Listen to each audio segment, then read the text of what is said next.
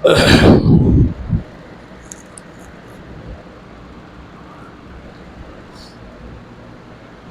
لله وكفى وسلام على عباده الذين اصطفى أما بعد فأعوذ بالله من الشيطان الرجيم بسم الله الرحمن الرحيم يا أيها الناس اتقوا ربكم إن زلزلة الساعة شيء عظيم يوم ترونها تذهل كل مرضعة عما أرضعت وتضع كل ذات حمل حملها وترى الناس سكارى وما هم بسكارى ولكن عذاب الله شديد صدق الله العظيم۔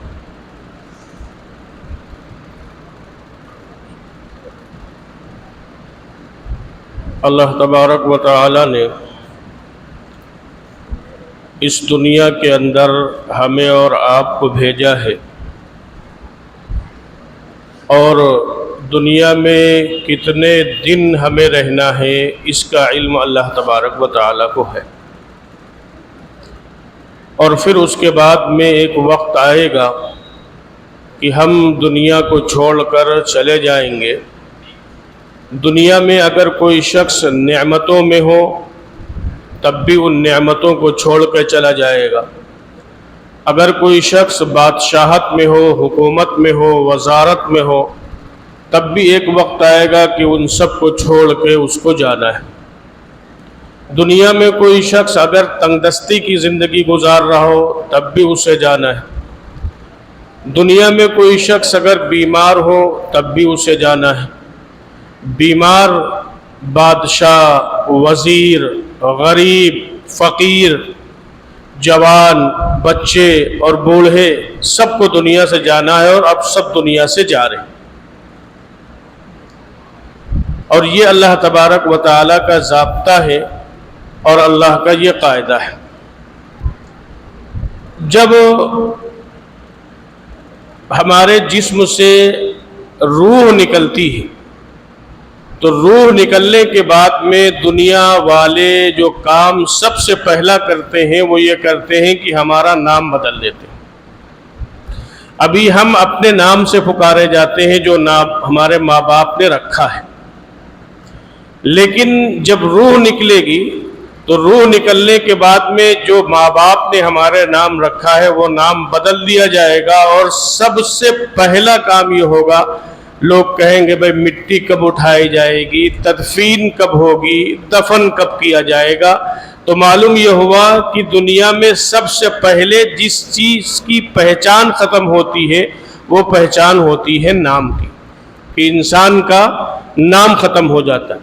اب آپ دیکھیں، جسم کے اندر روح نکلی، نام ختم ہو گیا، اور اگر کسی کی باڈی گھر پہ نہ ہو، کسی کی روح جنگل میں نکل جائے تو پھر جانور بھی سمجھتے ہیں کہ اب یہ بے جان ہے، اس کے اندر روح نہیں ہے، تو جانور بھی اس کو استعمال کرنا شروع کر دیتے ہیں، اس پر کیڑے مکوڑے آنا شروع ہو جاتے ہیں، کیونکہ جانوروں کو بھی پتہ ہے کہ جب تک اس کے جسم کے اندر روح ہے، جب تک کچھ حرکت ہے، لیکن جب روح نہیں تو یہ بے جان جسم ہے، جو چاہے اس کے ساتھ کرو۔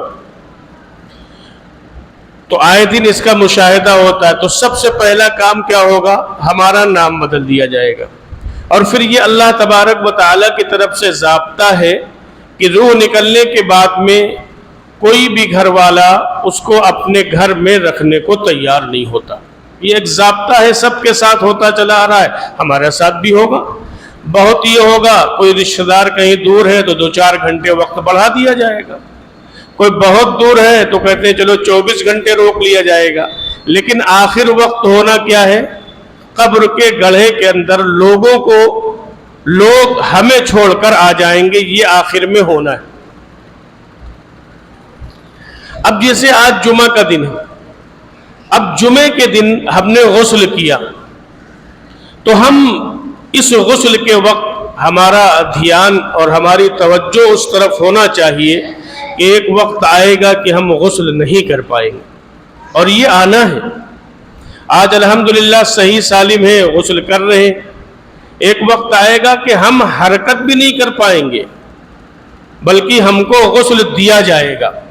اب وہ کتنا سخت مرحلہ ہوگا، ایک وقت آئے گا کہ ہم پٹرے پر لٹائے جائیں گے، اور ان حقیقت سے سب کو گزرنا ہے۔ ہم پٹرے پر لٹائے جائیں گے، نہلانے والے ہم کو نہلا رہے ہوں گے، دائیں کروٹ دلا رہے ہوں گے، بائیں کروٹ دلا رہے ہوں گے، اور پانی ڈال رہے ہوں گے۔ اس کے بعد میں نہانے کے بعد ہم کیا کرتے ہیں؟ کپڑے پہنتے ہیں۔ ہم سوچیں کہ لوگ جب ہم کو نہلائیں گے، پٹرے سے اٹھائیں گے، تو اس کے بعد میں ہم کو کپڑے پہنائیں گے، وہ ہمارے آخری کپڑے ہوں گے، ہم وہ کپڑے پہن نہیں سکتے۔ دنیا میں انسان اگر معذور بھی ہو جاتا ہے تب بھی کچھ حرکت کرتا رہتا ہے کپڑے وپڑے پہننے میں، نہلانے میں، لیکن جب روح نکل جائے گی تو پھر ہم کو جو کپڑے پہنائے جائیں گے وہ ہم پہن لیں گے، اور اس کے بعد میں آ کر چارپائی پہ ہم کو لٹا دیا جائے گا۔ ہم یہ سوچیں کہ آج ہم پیدل چل کر، موٹر سائیکل سے، کار سے جمعہ کی نماز پڑھنے کے لیے آئے ہیں، نماز ادا کرنے کے لیے آئے، لیکن ایک وقت وہ آنا ہے نا کہ لوگ ہم کو اپنے کاندھوں پر اٹھا کر لے جائیں گے، ہم جا نہیں پائیں گے۔ آج اگر اللہ کی توفیق سے 2 رکعت نماز کی توفیق مل گئی تو 2 رکعت نماز ہم ادا کریں گے انشاءاللہ، لیکن ایک وقت آئے گا کہ ہماری نماز ادا کی جائے گی، ہمارا جسم آگے رکھا ہوا ہوگا، کفن پہنے ہوئے ہوں گے، اور اس کے بعد میں لوگ ہماری نماز ادا کریں گے اور ہم نماز بھی نہیں پڑھ سکتے۔ پھر اس کے بعد میں اٹھائیں گے، اور اٹھانے کے بعد میں قبر کے اندر لے جائیں گے، اور قبر کے گڑھے کے اندر ہم کو رکھ دیں گے، پٹرے لگائے جائیں گے۔ یہ ہمارے ساتھ ہونا ہے، آپ کے ساتھ ہونا ہے، سب کے ساتھ ہونا ہے، ان مراحل سے ہم سب کو گزرنا ہے۔ اور پٹرے لگانے کے بعد میں پھر اوپر سے مٹی ڈالی جائے گی، اور مٹی ڈالنے کے بعد میں ہو سکتا ہے کچھ دیر لوگ رک جائیں، وہاں پر کچھ دیر لوگ کھڑے ہو جائیں۔ حضور علیہ السلام کا فرمان ہے کہ جب اپنے مردوں کو دفن کر دیا کرو تو پھر وہاں کھڑے ہو کر ان کے لیے ثابت قدمی کی دعا کیا کرو، کہ اس وقت اس سے سوال و جواب ہو رہے ہوں گے تو ثابت قدمی کی دعا کیا کرو۔ تو پھر قبر میں رکھ کر لوگ مٹی سے ہاتھ جھاڑیں گے اور آئیں گے، وہ ہاتھ صاف کریں گے اور چلے آئیں گے۔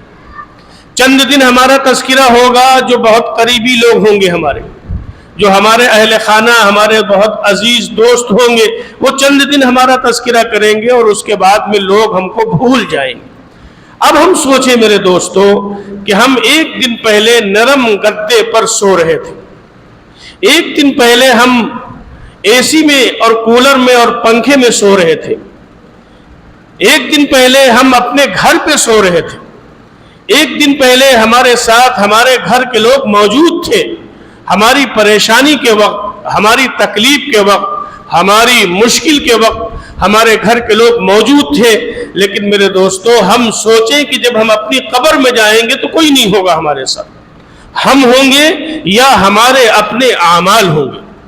یہ ہم تصور کریں کہ آج اس گرمی کے زمانے میں اگر لائٹ چلی جاتی تو ہماری آنکھ کھل جاتی ہے، پنکھا بند ہو جاتا ہے، ہم سوچیں کہ قبر میں کیا ہوگا جہاں پنکھا بھی نہیں ہے، جہاں کولر بھی نہیں۔ ہم اگر بستر ہمارے پاس اچھا نہ ہو تو پیٹھ میں تکلیف ہونے لگتی ہے، ہم سوچیں قبر میں ہم نے کیا بھیجا ہے کہ قبر کی زمین نرم ہو جائے، وہاں کے لیے ہم نے کیا بھیجا ہے۔ یہاں اگر کوئی تکلیف ہو، گھر والے اکٹھا ہو جاتے ہیں، تسلی دیتے ہیں، دوستوں کو فون کر دو وہ آ جائیں گے، لیکن ہم سوچیں کہ قبر میں ہم ہوں گے اور ہماری تنہائی ہوگی، نہ کوئی گھر کا ہوگا، نہ کوئی ہمارا دوست ہوگا، نہ کوئی ہمارے عزیز و اقارب ہوں گے، ہم اکیلے قبر میں پڑے ہوں گے۔ گھر میں اگر کمرے میں ایک چھپکلی نکل آئے تو کبھی کبھی اس چھپکلی کے ڈر سے نیند نہیں آتی کمرے میں، پتہ نہیں رات میں سوئے چھپکلی کاٹ نہ لے۔ سوچے اگر اعمال اچھے نہیں ہوں گے تو قبر تو سانپوں اور اژدھوں سے بھرا ہوا ہوگا، قبر تو عجیب و غریب قبر کے مناظر ہوں گے۔ تو ان مناظر کو ہم کبھی تنہائی میں سوچیں میرے دوستو۔ چھپکلی سے ہمیں ڈر لگتا ہے، کسی موذی جانور سے ہمیں ڈر لگتا ہے، اور ڈر لگنا بھی چاہیے، یہ انسان کی فطرت میں ہے، لیکن سوچیں کہ قبر میں ان تمام مراحل سے ہمیں گزرنا ہے۔ اگر اعمال اچھے نہ ہوئے تو پیارے آقا نے فرمایا القبر روضۃ من ریاض الجنہ وحفر من حفرۃ النار، کہ قبر جنت کے باغوں میں سے ایک باغ ہے یا جہنم کے گڑھوں میں سے ایک گڑھا ہے۔ اور یہ موقع اللہ رب العزت والجلال نے ہمیں دنیا کے اندر دیا ہے کہ ہم اپنی قبر کو چاہیں تو جنت کا باغ بنا لیں۔ ہم ان لمحات پر غور کریں، ہم ان لمحات کے بارے میں سوچیں کہ ہم ہوں گے، ہماری تنہائیاں ہوں گی، ہمارے اعمال ہوں گے، اور پھر اللہ تبارک و تعالیٰ کی طرف سے جو ہمارے لیے متعین کر دیا گیا ہوگا، ہمارے اعمال کی وجہ سے وہ ہماری برزخ کی زندگی ہوگی۔ ان تمام مراحل سے ہم سب کو گزرنا ہے۔ قبر کی پہلی رات بہت اہم رات ہوگی۔ ہم اپنے گھر سے جائیں گے، ہم اپنے رشتہ داروں کے پاس سے جائیں گے، ہم اپنے محبت کرنے والوں کے پاس سے جائیں گے، اور ہماری وہ پہلی رات کتنی اہم رات ہوگی، کتنی اہم رات ہوگی۔ گھر چھوٹ چکا ہوگا، آخرت کی منزلوں میں سے پہلی منزل میں پہنچ چکے ہوں گے، جہاں ہم ہوں گے، ہمارے اعمال ہوں گے۔ اور میرے دوستو، ہم سب کو اس مراحل سے گزرنا ہے۔ پیارے آقا حضرت محمد الرسول اللہ صلی اللہ علیہ وسلم ایک مرتبہ قبرستان سے گزرے تو آپ نے فرمایا کہ ان دو قبر والوں پر عذاب ہو رہا ہے، ان دو قبر والوں پر عذاب ہو رہا ہے۔ اور جو عذاب بتلایا جناب رسول اللہ صلی اللہ علیہ وسلم نے، عذاب کیوں ہو رہا ہے؟ آقا نے فرمایا کہ دو چیزوں کی وجہ سے دونوں قبر والوں پر عذاب ہو رہا ہے، اور ہم اپنے طور پر ان کو معمولی سمجھتے ہیں، جبکہ شریعت نے ان کو معمولی نہیں بتلایا۔ مثال کے طور پر ہم قتل کرنے کو بڑا گناہ سمجھتے ہیں، ہم زنا کرنے کو بڑا گناہ سمجھتے ہیں، اور یقیناً یہ بڑے گناہ ہیں۔ ہم شراب پینے کو بڑا گناہ سمجھتے ہیں، یقیناً یہ بڑے گناہ ہیں۔ ہم سود لینے کو بڑا گناہ سمجھتے ہیں، یقیناً یہ بڑے گناہ ہیں۔ لیکن حضور صلی اللہ علیہ وسلم نے قبر کے عذاب کے متعلق، دو قبروں کے متعلق جو نشاندہی فرمائی، ان کو ہم بڑا نہیں سمجھتے، وہ ہے شریعت کی نگاہ میں بڑے گناہ۔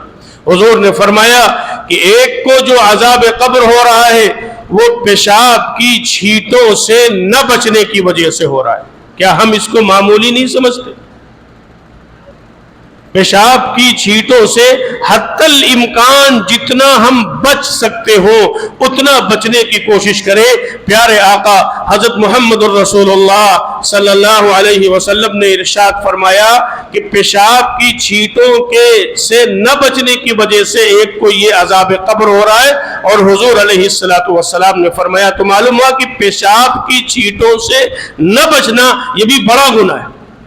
ہم نے اس کو چھوٹا گناہ سمجھ لیا، لیکن یہ کبیرہ گناہ ہے۔ اس لیے حتی الامکان جتنا ہم بچ سکتے ہو اتنا ہم بچنے کی کوشش کریں۔ اور دوسرے کے بارے میں کیا فرمایا حضور علیہ السلام نے کہ دوسرے کو جو عذاب قبر ہو رہا ہے وہ چغلی کھانے کی وجہ سے اس کو عذاب ہو رہا ہے۔ کیا ہم نے معاشرے میں چغلی اور غیبت کو گناہ سمجھا؟ یہ تو مرض عام ہو گیا۔ ایک دوسرے کو ایک دوسرے سے جدا کر دینا، خاندانوں میں لڑائیاں کروا دینا اور خاندانوں میں جدائیاں پیدا کرا دینا، ایک دوسرے سے دور کر دینا۔ پیارے آقا حضرت محمد الرسول اللہ صلی اللہ علیہ وسلم نے ارشاد فرمایا یہ اتنا بڑا گناہ ہے، یہ اتنا بڑا گناہ ہے کہ اس کی وجہ سے قبر کا عذاب ہو رہا ہے۔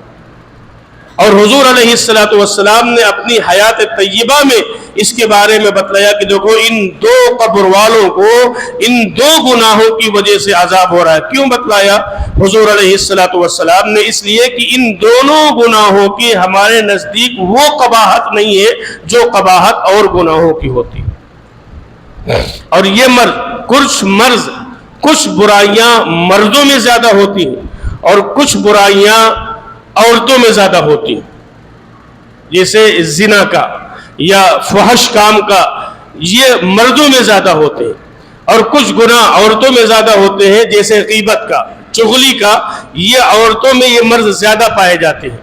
تو اس لیے بہرحال حضور علیہ السلام نے ان مرضوں کے بارے میں فرمایا کہ دیکھو ان کو ان دو گناہوں کی وجہ سے قبر کا عذاب ہو رہا ہے۔ اللہ تعالی ہمیں ان دونوں گناہوں سے بچنے کی توفیق عطا فرمائے۔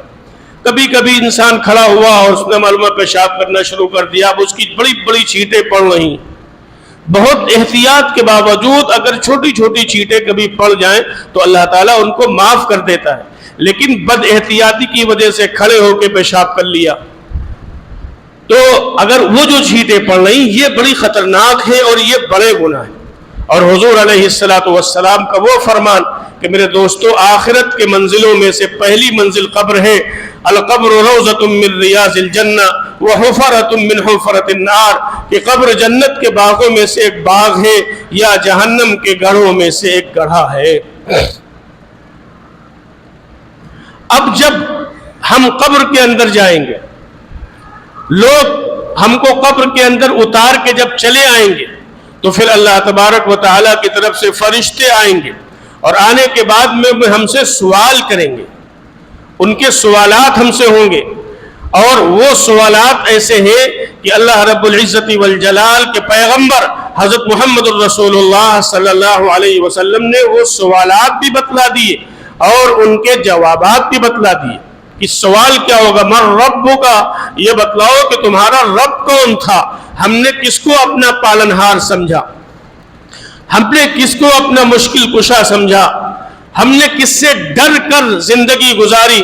قرآن کریم میں اللہ نے فرمایا فَأَمَّا مَنْ خَافَ مَقَامَ رَبِّ وَنَهَى النَّفْسَ عَنِ الْهَوَىٰ فَإِنَّ الْجَنَّةَ هِيَ الْمَأْوَىٰ، کہ جو شخص اپنے رب کے سامنے کھڑے ہونے سے ڈر گیا، وَأَمَّا مَنْ خَافَ مَقَامَ رَبِّ وَنَهَى النَّفْسَ عَنِ الْهَوَىٰ، اور اپنی نفسانی خواہشات سے باز آ گیا، اللہ فرما رہے فَإِنَّ الْجَنَّةَ هِيَ الْمَأْوَىٰ، تو اس کا ٹھکانہ جنت ہے۔ کہ جو شخص اپنے رب کے سامنے کھڑا ہونے سے ڈرا اور اپنی نفسانی خواہشات سے جو بچا تو اللہ فرما رہے کہ پھر وہ جنت میں چلا جائے گا۔ اور کہیں اللہ نے فرمایا کہ فَمَنْ زُحْزِحَ عَنِ النَّارِ وَأُدْخِلَ الْجَنَّةَ فَقَدْ فَازَ، کہ جو شخص جہنم سے بچا لیا گیا اور جو شخص جنت میں داخل کر دیا گیا وہ کامیاب ہو گیا۔ اب پہلا سوال کیا ہوگا، من ربک، یہ بتلاؤ کہ تمہارا رب کون تھا، تمہارا پالنہار کون تھا، تم نے دنیا میں کس سے ڈر کر زندگی گزاری، تم نے دنیا میں کس کو رب مانا تھا۔ تو میرے دوستو، اگر دنیا میں ہم اللہ کو رب مان کر، اللہ سے ڈر کر اور اللہ کے خوف کی اگر ہم زندگی گزار رہے ہوں گے تو فرشتوں کے اس پہلے سوال کے جواب میں ہمارا جواب ہوگا ربی اللہ، کہ ہمارا رب اللہ ہے۔ دوسرا سوال یہ ہوگا ما دینوں کا، تمہارا دین کیا تھا۔ اب اگر ہم نے دین اسلام کے مطابق زندگی گزاری ہوگی، اگر ہم دین اسلام پر چلے ہوں گے، اگر ہم شریعت پر چلے ہوں گے اور اسلام نے جن چیزوں کے کرنے کا ہمیں حکم دیا ان کو ہم نے کیا ہوگا، جن چیزوں سے منع کیا ان سے ہم رکے ہوں گے، تو ہمارا جواب ہوگا دین الاسلام، کہ ہمارا دین اسلام ہے۔ تیسرا سوال جو ہم سے ہوگا وہ بہت اہم سوال ہوگا، وہ بہت اہم سوال ہوگا۔ ایک تیسرا سوال ہوگا من نبیوں کا، بعض روایتوں میں آتا ہے یہ پوچھا جائے گا یہ بتلاؤ تمہارے نبی کون تھے، تمہارے پیغمبر کون تھے۔ اور بعض روایت میں آتا ہے کہ ہم جہاں بھی دفن کیے جائیں گے، ہم اپنی قبر میں ہوں گے اور آقا صلی اللہ علیہ وسلم اپنی قبر اطہر کے اندر آرام فرما رہے ہیں، بیچ کے تمام پردے ہٹا دیے جائیں گے اور براہ راست آقا علیہ السلام کے رخ انور کو دکھایا جائے گا، اور اس کے بعد میں کہا جائے گا تم ان کو پہچانتے ہو یہ کون ہے۔ ایک سوال تو یہ بھی ہو سکتا ہے من نبیوں کا، تمہارے نبی کون تھے، اور یہ بھی ہو سکتا ہے کہ تم ان کو پہچانتے ہو یہ کون ہے۔ میرے دوستو، اگر ہم نے امام الانبیاء سیدنا محمد الرسول اللہ صلی اللہ علیہ وسلم کے طریقوں پر چلے ہوں گے اور آپ کی سنت کو ہم نے پسند کیا ہوگا اور آپ کی سنت کی روشنی میں ہم نے زندگی گزاری ہوگی اور آپ کی سنتیں ہمیں محبوب ہوں گی، اگر آپ دنیا میں سب سے زیادہ ہمیں محبوب ہوں گے، اگر دنیا میں سب سے زیادہ ہمیں آقا علیہ السلام سے محبت ہوں گے، تو ایک انسان جس کا سب کچھ पूरा सहारा, पूरी जिंदगी का सरमाया और आखिरत का सहारा इमामुल अंबिया सैयदना मुहम्मदुर रसूलुल्लाह सल्लल्लाहु अलैहि वसल्लम है। तो जब वो हुजूर को देखेगा तो वो कहेगा यही तो हमारे आका व मौला हजरत मुहम्मदुर रसूलुल्लाह सल्लल्लाहु अलैहि वसल्लम है। लेकिन मेरे दोस्तों, कलमा पढ़ने वाला, नमाज पढ़ने वाला, हुजूर की मोहब्बत का दम भरने वाला, हुजूर की मोहब्बत का दावा करने वाला, लेकिन अगर हुजूर के तरीके के खिलाफ जिंदगी गुजारी होगी, हुजूर की शरीयत से बगावत की होगी, हुजूर की सुन्नतों को छोड़ा होगा और हुजूर के रुख अनवर को जब दिखाया जाएगा अब वो कहेगा हा हा ला अदरी, हाय अफसोस, हाय अफसोस, हाय अफसोस, हम नहीं जानते हैं ये कौन है। अल्लाह अकबर, कैसा खतरनाक वो मंजर होगा कि एक इंसान अपने आका को न पहचान सके, एक इंसान इस सवाल के जवाब में मन नबीयु का, तुम्हारे नबी कौन थे, इस सवाल का जवाब न दे सके और इस सवाल के जवाब में कहे हा हा ला अदरी, हाय अफसोस हम नहीं जानते, हाय अफसोस हम नहीं जानते, तो ये समझ ले कि उस शख्स की हलाकत में कुछ तरद्दुद नहीं रहा। ये कब्र के मराहिल है और इन सवालात के जो जवाबात होंगे उन जवाबात के मुताबिक फरिश्ते अल्लाह के हुक्म से कहेंगे सो जा, अब कयामत तक तुझे कोई जगाने वाला नहीं होगा और कयामत तक तू सोता रहे। और उसके बाद में मेरे दोस्तों, अगर इन सवालों के जवाबात अच्छे न हुए, अगर दुनिया में हमने अल्लाह की नहीं मानी, अगर दुनिया में हम इस्लाम पर नहीं चले, अगर दुनिया में हमने हजरत मोहम्मद सल्लल्लाहु अलैहि वसल्लम की सुन्नत पर अमल नहीं किया, तो मेरे दोस्तों फिर क्या होगा? वहीं से अजाब के मराहिल शुरू हो जाएंगे, वहीं से अजाब शुरू हो जाएगा। सैयदना उस्मान गनी रजी अल्लाह ताला अन्हु, तीसरे खलीफा, हुजूर के दोहरे दमाद, उनके सामने जब कब्र का तस्किरा होता था तो सैयदना उस्मान गनी रजी अल्लाह ताला अन्हु इतना रोते थे, इतना रोते थे, इतना रोते थे कि आपकी दाढ़ी और आपका ये सीने का हिस्सा आंसुओं से तर हो जाता था, भीग जाता था, इतना रोते थे। लोगों ने कहा कि उस्मान, जहन्नम का तस्किरा होता इतना आप नहीं रोते जितना कब्र के तस्किरे के सुनकर आप रोते हैं। सैयदना उस्मान गनी जवाब देते थे कि कब्र आखिरत की मंजिलों में से पहली मंजिल है, अगर वो मंजिल आसान हो गई तो बकिया मंजिलें भी आसान हो जाएगी, और अगर वही पकड़ लिए गए तो बकिया मंजिलें मुश्किल हो जाएंगी। किसी ने कहा कब्र आमाल का संदूक है, कब्र आमाल का संदूक है, मौत पर हकीकत मालूम हो जाएगी। हुजूर अपनी साहिबजादियों से कह रहे हैं कि बेटी आमाल करते रहना, बेटी नेक आमाल करते रहना, अच्छे आमाल करते रहना, कल क़यामत के दिन कोई तुम्हारे काम नहीं आएगा। हुजूर अलैहिस्सलातु वस्सलाम अपनी बच्चियों को, अपनी साहिबजादियों को ये नसीहत फरमा रहे। इसलिए मेरे दोस्तों, अगर इन सवालात के जवाबात अच्छे न हुए तो कब्र के बारे में प्यारे आका ने फरमाया कि जहन्नम बना दी जाए, अजदहे मुसल्लत कर दिए जाएंगे, बिच्छू मुसल्लत कर दिए जाएंगे और आलम बरज़ख का अजाब वहीं से शुरू हो जाएगा। और पता नहीं कब कयामत आएगी, कयामत तो आनी है लेकिन कब कयामत आएगी? अब कयामत का जमाना पता नहीं कितना लंबा जमाना होगा, उस लंबे जमाने तक हमें अजाब भुगतना पड़ेगा, उस लंबे जमाने तक हमें अजाब में रहना पड़ेगा। हजरत उमर इब्न खत्ताब रजी अल्लाह ताला अन्हु, सैयदना अबू बकर सिद्दीक रजी अल्लाह ताला अन्हु के सामने जब हुजूर इसका तस्किरा करते थे, आखिरत का तस्किरा करते थे, तो उमर इब्न खत्ताब कहते थे रजी अल्लाह ताला अन्हु कि अगर हम बराबर सराबर पे छूट जाए। कौन? उमर इब्न खत्ताब, जिनके बारे में आका ने फरमाया था लौ कान बादी नबियुन लकान उमर, अगर मेरे बाद कोई नबी होता तो वो उमर होते। जिनके बारे में हुजूर ने फरमाया कि आसमान के सितारों के बराबर उमर की नेकियां हैं, वो उमर फरमाते हैं कि अगर हम बराबर सराबर पे छूट गए, यानी हमको जहन्नम का अजाब न दिया गया, भले जन्नत न मिले, तो हम समझ लें कि हम आफियत में। हजरत उमर आखिरत के अजाब को सुनकर ये कहा करते थे, حضرت ابو بکر صدیق رضی اللہ تعالی عنہ کے سامنے جب آخرت کے عذاب کا تذکرہ ہوتا تھا اور ان کو سن کر بے چین ہو جایا کرتے تھے تو گھاس اٹھاتے تھے اور کہتے تھے ابو بکر گھاس ہوتا انسان نہ ہوتا. کبھی کہتے تھے ابو بکر کوئی پرندہ ہوتا, کبھی کہتے تھے ابو بکر کسی پیڑ کا کوئی پتا کوئی شاخ ہوتا, کیوں آخرت میں حساب نہ ہوتا. یہ کون لوگ ہیں؟ یہ وہ لوگ ہیں جنہوں نے پوری زندگی جناب رسول اللہ صلی اللہ علیہ وسلم کی خوشنودی میں اپنی زندگیوں کو گزارا. یہ وہ لوگ ہیں جن کے بارے میں اللہ کے پیغمبر حضرت محمد رسول اللہ صلی اللہ علیہ وسلم نے جنت کی بشارت دی ہے. یہ وہ لوگ ہیں جو حضور کے روضے اطہر میں حضور کے ساتھ آرام فرما رہے ہیں, لیکن ان کا کہنا کیا ہے؟ کاش میں گھاس ہوتا, کاش میں کسی درخت کی شاخ ہوتا, کاش میں کوئی پرندہ ہوتا کہ ہم سے آخرت میں حساب و کتاب نہ لیا جاتا. تو اس لیے میرے دوستو, جب آنکھ بند ہوگی اور آنکھ بند ہونے کے بعد میں جب قبر میں پہنچیں گے تو قبر کی منزل پہلی منزل ہوگی اور اس کے بعد میں برزخ کے معاملات شروع ہو جائیں گے.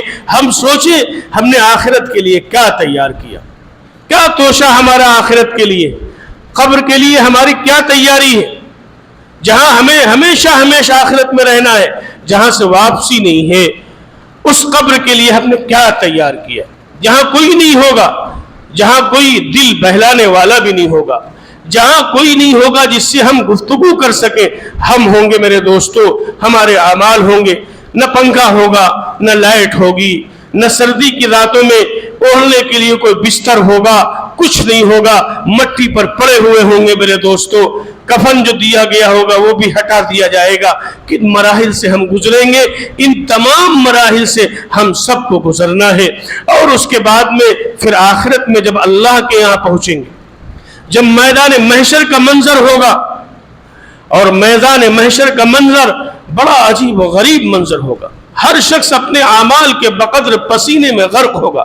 قرآن کریم کی جو آیت میں نے پڑھی تھی, یا ایھا الناس اتقوا ربکم ان زلزلۃ الساعۃ شیء عظیم. اے لوگو, یا ایھا الناس اتقوا ربکم, اے لوگو اللہ سے ڈرو. اللہ فرما رہا ہے اے لوگو اللہ سے ڈرو.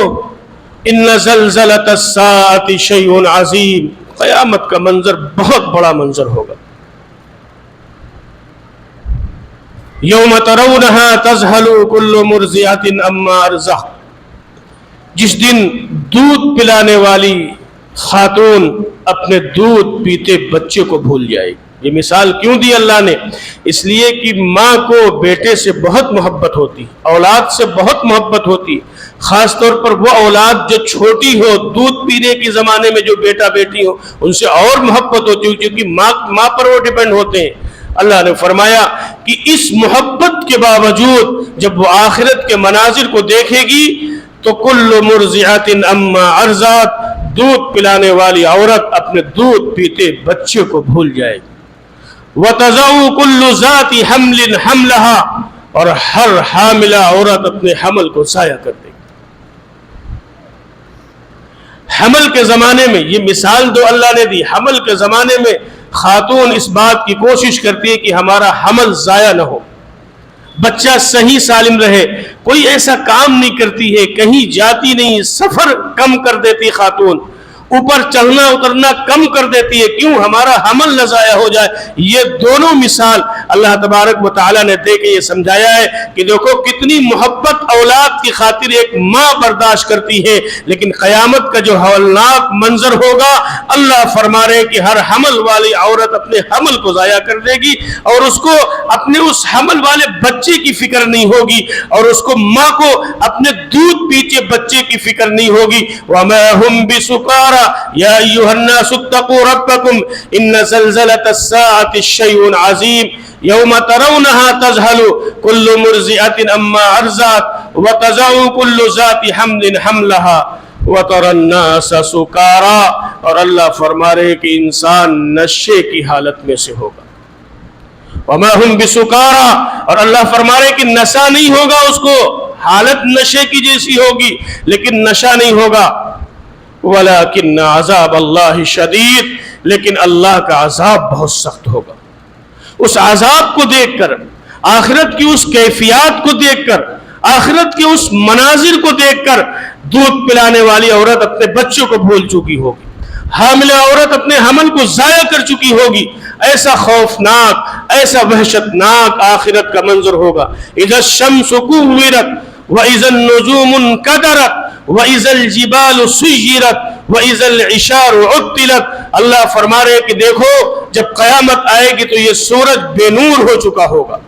अल्लाह तबारक व तआला बादलों को लपेट देंगे और ये पहाड़, दुनिया की बहुत सी चीजें हिलती हैं लेकिन पहाड़ अपनी जगह बाकी रहते हैं। अल्लाह फरमा रहे हैं कि पहाड़ चला दिए जाएंगे अपनी जगह से, और जो समंदर हम देख रहे हैं अल्लाह फरमा रहे हैं कि ये समंदर दहका दिए जाएंगे और इन समंदरों में आग लगा दी जाएगी। ये आज पानी है, कयामत का जो हौलनाक मंजर कुरान में अल्लाह रब्बुल इज्जत ने बयान किया है कि इन समंदरों में आग लगा दी जाएगी, समंदर जल रहे होंगे, और फिर उसके बाद में अल्लाह ने कयामत का मंजर बयान किया। तो इसलिए मेरे दोस्तों, कयामत कोई मामूली चीज नहीं है, आखिरत कोई मामूली चीज नहीं है, और हम सबको आखिरत में जलना है, हम सबको आखिरत में जाना है। इसलिए हम सोचे कि हमने आखिरत के लिए क्या तैयारी की। दो चीजें बता के बात मुकम्मल करूंगा। आखिरत में सबसे पहले जो सवाल होगा, पहले हुकूकुल्लाह का सवाल होगा, और हुकूकुल्लाह में सबसे अहम चीज जो आती है वो नमाज है। आखिरत में सबसे पहले जो मनाजिर का, जिन मराहिल में हम गुजर रहे होंगे, उसमें नमाज का सवाल होगा। और उसके बाद में दूसरा सवाल जो होगा आखिरत में, तो दूसरा सवाल होगा आखिरत में हुकूकुल इबाद का। अब हुकूकुल इबाद में सबसे पहले जिनका दर्जा आता है वो माँ बाप का दर्जा आता है, और इसी दर्जे में दादा और नाना नानी का भी दर्जा आता है। ये हुकूकुल इबाद में से है। माँ बाप के मुतालिक, दादा दादी और नाना नानी के मुतालिक ये आखिरत में सबसे पहले सवाल होंगे। कल किसी साहब ने लिखा था कि वो शख्स बेवफा है, अल्लाह से बेवफाई करता है जो नमाज नहीं पढ़ता। वो शख्स बेवफाई करता है जो नमाज नहीं पढ़ता है। और आखिरत में सवाल किसका होगा? इसी के मुतालिक आखिरत में सवाल होगा। इसलिए मेरे दोस्तों, थोड़ी सी दुनिया है, थोड़ी सी जिंदगी है, थोड़ा सा वक्त है, पता नहीं किस वक्त अल्लाह की तरफ से बुलावा आ जाए, हम अपनी आखिरत की तैयारी करने वाले बन जाएं। हम बैठें, हम तन्हाई में गौर करें, हम कभी अपना मुहासिबा करें कि आखिरत में जो आमाल काम आने वाले हैं उन आमाल को हम कितना कर रहे हैं। अगर कमी है तो उन आमाल को बढ़ाने की ज़रूरत है। मेरे दोस्तों, आखिरत में हम और हमारे अपने आमाल काम आएंगे, और अल्लाह तबारक व तआला ने हमें उन आमाल के करने का जो मौका दिया है वो मौका उसी वक्त तक दिया है जब तक कि हमारे जिस्म के अंदर रूह बाकी है। उस वक्त तक हम नेक काम कर सकते हैं। रूह निकल गई, नेक काम नहीं कर सकते। रूह कब निकलेगी पता नहीं। इसलिए तय कर लें कि आज ही से हमें आखिरत की तैयारी करनी है। अल्लाह ताला हम सबको आखिरत की तैयारी की तौफीक अता फरमाए। आज जो खुतबा पढ़ा